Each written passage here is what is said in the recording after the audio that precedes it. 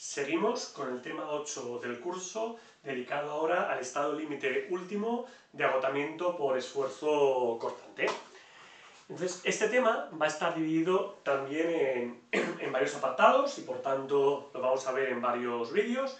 Primero, el apartado 8.1, vamos a hacer una introducción al esfuerzo cortante, veremos cómo es una viga fisurada a cortante y los mecanismos resistentes. Después veremos 8.2, la resistencia cortante en elementos sin armadura cortante, en este caso basado en el código estructural, y la resistencia cortante en elementos con armadura acortante. Estos apartados van a estar muy centrados en la norma actual, en el código actual, mientras que el apartado 8.1 será más introductorio del fenómeno físico. Después, el apartado 8.4 hará referencia a la disposición de armaduras acortante y también a la interacción entre flexión y cortante y cómo eso afecta a la disposición de la armadura a flexión. Y por último, el apartado 8.5 será un apartado introductorio. Será un apartado en el que hablaremos de rasante, de esfuerzo rasante, tanto a la alma, en una viga en T, como en juntas entre hormigones. Entonces, veréis a lo largo de este tema, y sobre todo en el apartado 8.1, que en cada edición o en cada normativa, en cada norma, va cambiando aspectos significativos de la resistencia a cortante, ya que no hay un consenso internacional y todavía muchos de las observaciones provienen de resultados experimentales. Por ejemplo, aquí, para ilustrar este hecho, pues he puesto 3 fotografías, 2 de un ensayo de una viga con armadura cortante de 2 metros de canto, que tuvo lugar en la Universidad de La Coruña, y otro ensayo de una viga de 20 centímetros. Entonces, todo este abanico se ha ido viendo observaciones diferentes y debido al gran número de factores que intervienen, no hay un consenso claro. ¿De acuerdo? Entonces vamos a pasar ya a las diapositivas para que las podáis ver mejor y seguimos con el tema.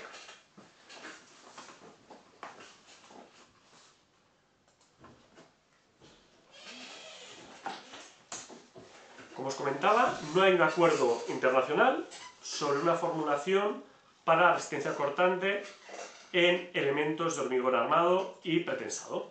Entonces, normalmente, la formulación de la resistencia cortante varía en función de cada norma y de cada código, incluso de cada renovación, muchas veces. ¿Cuál es el problema? Es que intervienen muchos factores, hay muchos factores que intervienen en los mecanismos resistentes y además los mecanismos resistentes cambian para distintos niveles de carga y cambian muy rápido cerca del estado límite último, por lo que es difícil consensuar simplificaciones a nivel normativo, ya que al simplificar hay que dar prioridad a unos mecanismos respecto a los otros. Pero no hay que olvidar que la rotura por cortante es una rotura frágil, especialmente en el caso de elementos sin armadura acortante. La ductilidad que vimos, el concepto de ductilidad que vimos en flexión, no existe en la resistencia cortante. Entonces, todas las roturas van a ser frágiles, más o menos frágiles, pero van a ser frágiles, y entonces hay que ir con cuidado. El dimensionamiento siempre va a tender a ser conservador a nivel normativo, ya que en caso contrario los colapsos por tensiones tangenciales, por cortante, producen normalmente daños materiales y víctimas. Bueno, vamos a empezar por el principio del todo, que es ¿de dónde viene el cortante? ¿De acuerdo? Y bueno, esto de aquí lo visteis ya en estructuras 1. Si cogemos una rebanada aquí diferencial de una viga, por ejemplo, y apoyada con carga uniformemente repartida, pues veríamos que tenemos a un lado momento y a otro lado el momento más diferencial de momento, aumenta un poquito, y por otro lado aquí tenemos un cortante y en el otro lado un cortante menos un diferencial de cortante. Si planteamos equilibrio de momento respecto a un punto, por ejemplo el punto A, lo que obtenemos al final es que el momento es la integral del cortante. O dicho de otra forma, el cortante es la derivada del momento flector. Para que el momento flector pueda cambiar de magnitud, tiene que haber esfuerzo cortante obligatoriamente. Vamos a ver ahora qué tensiones tendría un punto P, por ejemplo, ubicado aquí, y para eso vamos a ver cómo son las isostáticas. Las isostáticas son las envolventes de las tensiones que se producen en todos los puntos de la pieza y forman dos grupos de líneas ortogonales entre sí, que serían las isostáticas de compresión. Pues en el centro del vano, si solo tenemos flexión, pues tendríamos un bloque comprimido arriba. Esto serían las isostáticas de compresión. Habría otras que vendrían por aquí. Y aquí tendríamos las isostáticas de tracción, en el centro del vano, la zona de abajo, y se van abriendo. Entonces, un punto, por ejemplo, como este punto P que he marcado aquí, estaría sometido a unas compresiones que serían tangentes a estas isostáticas de compresión y unas tracciones que serían tangentes a estas isostáticas de tracción.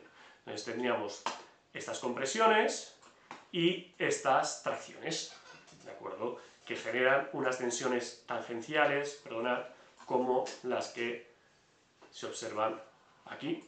Todo eso es un poco repaso, de hecho, de estructuras 1. Entonces, si vemos que este punto tendrá estas compresiones y estas tracciones, van a aparecer una fisura ortogonal a las tracciones, por lo tanto va a aparecer una fisura en esta dirección que estoy marcando en esta diapositiva, en esta dirección de aquí. Entonces, la fisuración por cortante, como podéis ver, es una fisuración diagonal, más o menos hasta del orden de unos 45 grados. Más bien menos, pero bueno, podemos decir inclinado, diagonal, hasta que llega a la fibra neutra y luego se convierte en más horizontal. ¿De acuerdo? ¿Cuándo se produce la rotura? Esto es importante. ¿Cuándo se produce la rotura? O sea, ¿cuando se forma esta fisura? No. La rotura se produce cuando la fisura se propaga en la cabeza comprimida y al propagarse a la cabeza comprimida de flexión y abrirse, como podéis ver aquí, la cabeza comprimida, ya no seremos capaces de transmitir ni tensiones tangenciales en la cabeza comprimida, ni de hecho el momento flector. Entonces se produce la rotura. Entonces aquí va a ser la clave de la rotura. Si mirásemos un ensayo cómo va propagándose la fisura, veríamos primero que aparece una primera rama de la fisura cortante, aquí sería pues esta rama de aquí, y se estabiliza más o menos a esta altura, que es la altura de la fibra neutra, la altura a la que llegan también las fisuras de flexión.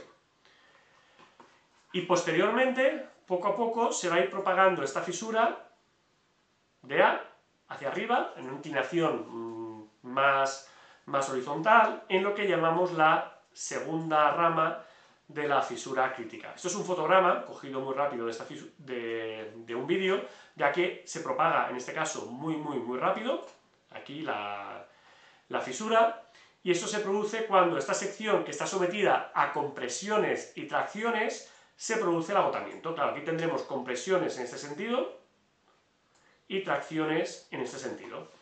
El hormigón resiste una cierta cantidad de compresiones, resiste mucho menos tracciones y puede resistir una combinación de compresiones y tracciones. No entraremos en este curso en esta envolvente, que es la envolvente de Kapfer, en este caso, pero bueno, cuando llegamos a este envolvente se produce la rotura, que no es ni solo para compresiones ni para tracciones, sino que es para una combinación de ambas. Si vemos en un dibujo P, la carga aplicada, P, y la flecha, delta, lo que baja la viga, veremos que hasta el punto A, bueno, primero será lineal, luego ya aparece la fisura y deja de ser un poco lineal, luego puede haber algo de ablandecimiento, o de softening en inglés, y luego ya cuando la fisura quede ya muy avanzada, ya totalmente, aquí tenemos, aquí el endurecimiento, y luego ya tendremos la rotura final, el softening final. Bueno, ¿cómo dispondremos la armadura cortante?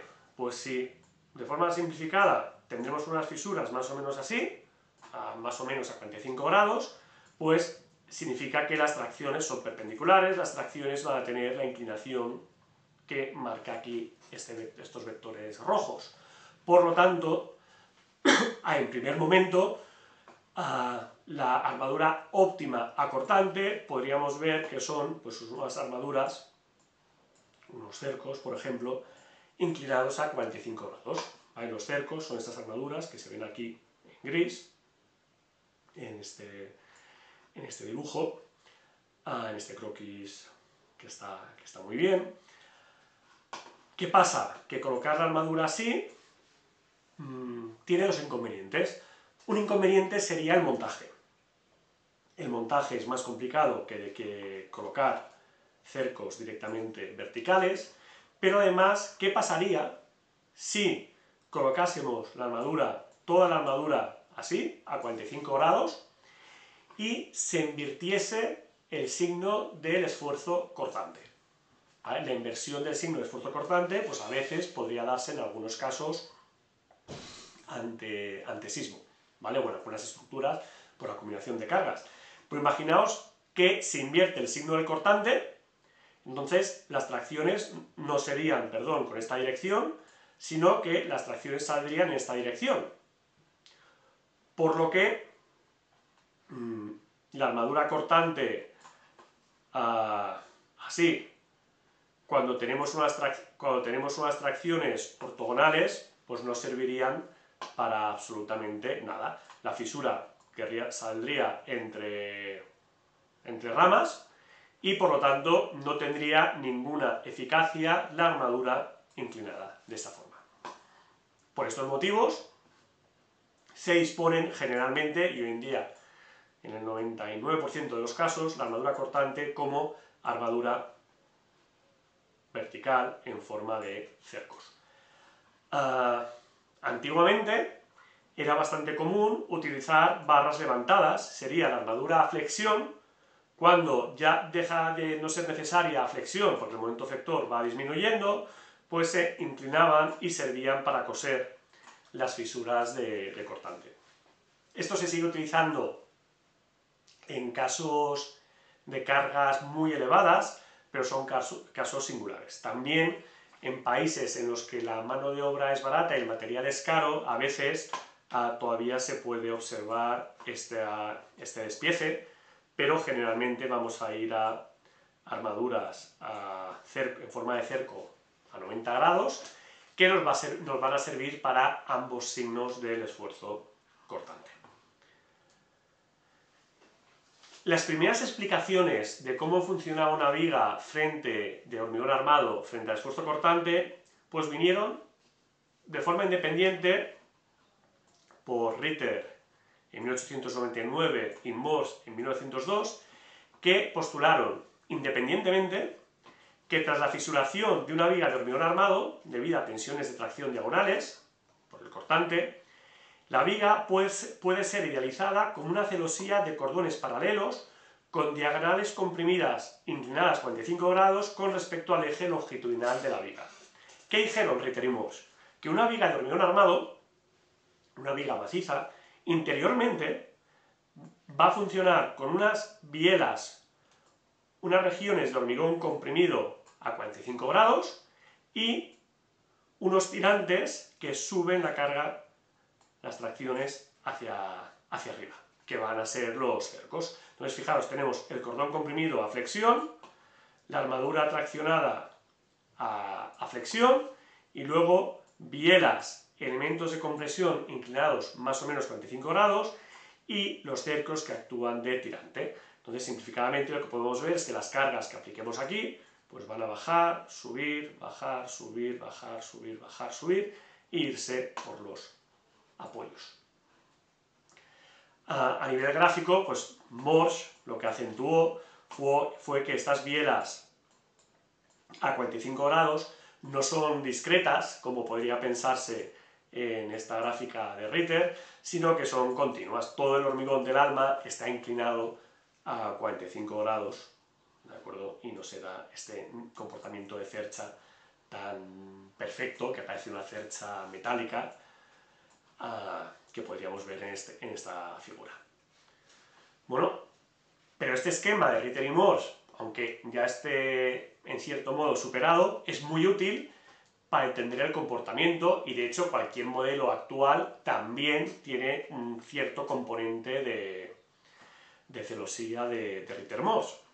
Y por ejemplo, si vemos aquí una cercha, una viga, en la que hemos modelizado como si se comportase como una celosía de Ritter, que tenemos aquí una carga, hemos dibujado solo media viga aproximadamente, aquí tendríamos la reacción y vemos que aquí van compresiones, tracciones, tracciones y compresiones que bajan. Como el cortante es constante, ya que solo hay una carga puntual, siempre aquí está subiendo la tracción igual, vale 5 toneladas, igual que aquí, o 5, vamos a decir 5, la unidad, igual que la reacción. Y esto nos sirve para entender las tres formas en que puede romper una viga a cortante. Tenemos el alma inclinada, con tensiones, tenemos el alma con tensiones de compresión, más o menos a 45 grados, que podían agotar por compresión. Por tanto, tenemos una rotura por compresión en el alma, que llega hasta el borde del apoyo, este es el apoyo entra, pues tendremos que comprobar esto de aquí. Normalmente esta comprobación normativa se llama V1, que es el agotamiento por compresiones en el alma. Pero luego tenemos que resistir también estas tracciones en el alma, entonces sería el agotamiento por tracciones en el alma. Con cercos, pues estas tracciones pasarán por la armadura cortante, sin cercos tendrán que pasar por el hormigón, gracias a su resistencia a tracción, que es pequeña, pero que nos va a servir para resistir el cortante. Entonces, fijaros que esta tracción sube aquí y baja y ya no vuelve a subir. Aquí este elemento sale en verde porque tiene una fuerza de 0. Entonces vemos que esta comprobación V2 de agotamiento por tracciones en el alma habrá que comprobarla a una cierta distancia que será más o menos D, el canto útil del elemento, ya que sube y ya no baja y ya no vuelve a subir. Por lo tanto, iremos a comprobar V2 a una cierta distancia. Y después, fijaros que las tracciones longitudinales en el cordón traccionado cambian ligeramente de lo que vimos en flexión. En flexión planteábamos un equilibrio que cortábamos y decíamos que el cordón comprimido está en equilibrio con la fuerza en la armadura de tracción. Entonces, fijaros que aquí, si hacemos este corte recto, esto no es verdad, ya que aquí tendríamos un cordón comprimido pues con una compresión de 10 unidades y la armadura con una tracción de 15. Fijaros que no hay equilibrio. ¿Cómo se produce el equilibrio? El equilibrio se produce con un corte diagonal, siguiendo la fisuración a cortante. Aquí sí que esta fuerza de tracción 10 es igual a esta de compresión 10, esta de 5 es igual a esta de 5. ¿Esto qué va a implicar? Bueno, que también aumenta las tracciones longitudinales en el cordón traccionado y por cortante se podría producir un agotamiento debido a la armadura longitudinal. Este de aquí lo vamos a solucionar con un tema de la disposición de la armadura, ya que los máximos van a coincidir, ya lo veremos, y podremos solucionarlo solo teniendo en cuenta cómo disponemos la armadura longitudinal. Pero bueno, tendríamos tres posibles mecanismos de rotura en un elemento sometido a cortante. La misma cercha que nos sirve para casos de armadura cortante se podría generalizar para casos sin armadura acortante. Aquí os he puesto una figura, por ejemplo, de un ensayo real que proviene de un artículo publicado por nuestro grupo, conjuntamente con investigadores, Antonio Marí y Jesús Bairán, de la Universidad de la Politécnica de Cataluña, que lideraron este paper, y se pueden ver aquí las fisuras reales que aparecieron en el ensayo de flexión y de cortante, y cómo se puede hacer una cercha con elementos comprimidos, que aquí están negativos, y elementos traccionados, en los que la tracción pueda cruzar la fisura, y de hecho se comprueba en el modelo, y que se puede resistir un cierto esfuerzo cortante sin necesidad de armadura a cortante. Entonces la rotura, pues en este caso, se daría en este nudo, en el que llegan determinadas compresiones, pero también una tracción importante y al final agota la cabeza y se propaga. La primera rama de la fisura cortante que teníamos aquí se propaga por el cordón comprimido. ¿Qué contribuciones, qué mecanismos tenemos para resistir el esfuerzo cortante? Aquí es donde viene la complejidad de este tema a nivel normativo, que es que tenemos diferentes mecanismos y las diferentes normativas van a adoptar diferentes contribuciones como principales. Tenemos un cortante que se transmite en la cabeza comprimida. Sería un cortante que se transmite en la parte no fisurada, ya que al principio la fisura pues va a estabilizarse a este nivel. En el punto A se va a estabilizar la fisura. Entonces se va a transmitir esfuerzo cortante en toda esta zona que no va a estar fisurada hasta casi la rotura. Si tuviésemos una sección en T, colaboraría pues también parte de la cabeza del ala comprimida. Luego tenemos un cortante que se transmite en la fisura, sobre todo en la parte más cerrada de la fisura, debido a engranaje de áridos, a que los áridos cosen un lado de la fisura con el otro, o tensiones residuales de tracción que se transmiten en la zona más cerrada de la fisura. Esta sería el esfuerzo cortante que se transmite pues, en esta parte de aquí, sobre todo esta parte de aquí de la fisura. Luego tenemos el cortante que, si tenemos armadura cortante, V sub S, que se transmite por la armadura cortante, y también el efecto pasador de la armadura longitudinal. Si tenemos armadura longitudinal, esta armadura, yo aquí aplico un esfuerzo cortante y esto es capaz de resistir cierto esfuerzo cortante, pues esto se llama el efecto dovela o efecto pasador, o que sería ausencia de la cizalladura de la propia armadura longitudinal, que sería esta componente V sub L. Normalmente se asume que si no tenemos armadura cortante, cuando la armadura quiere transmitir este cortante, hace saltar el hormigón de recubrimiento y esta componente desaparece, con lo cual se considera nula en el caso de disponer de armadura cortante. Por lo tanto, en el caso de disponer de armadura cortante tendríamos 4 mecanismos. En el caso de no tener armadura cortante, tenemos la tensiones tangenciales en la cabeza comprimida y el cortante que se transmite en la fisura. Hay normativas que creen que esta componente es más importante y otras que estiman, otros modelos que estiman que la componente más importante es V sub C. La realidad es que las dos son fundamentales y depende del instante de la rotura que veamos. Normalmente contribuye mucho V sub C hasta que esta fisura realmente rompe y en ese momento, para un instante de carga, desaparece casi esta componente y se convierte todo en cortantes transferidas a la superficie de la fisura y en ese momento, instantáneamente después, agota la sección. Por lo tanto, las diferentes normativas, en función de estos mecanismos, pues van a tener diferente apariencia, aunque van a dar resultados parecidos. Entonces, recordad, cortante transmitido por la cabeza comprimida, transmitido en la fisura, efecto dovela pasador de armadura longitudinal, de armadura traccionada, y cortante transmitido por los cercos. Todo esto sumado, pues da la resistencia a cortante. Y a partir de aquí ya entraremos en el siguiente apartado de elementos sin armadura cortante, ya aplicado exactamente a lo que nos dice el código estructural. Muchas gracias por vuestra atención, nos vemos en el siguiente vídeo.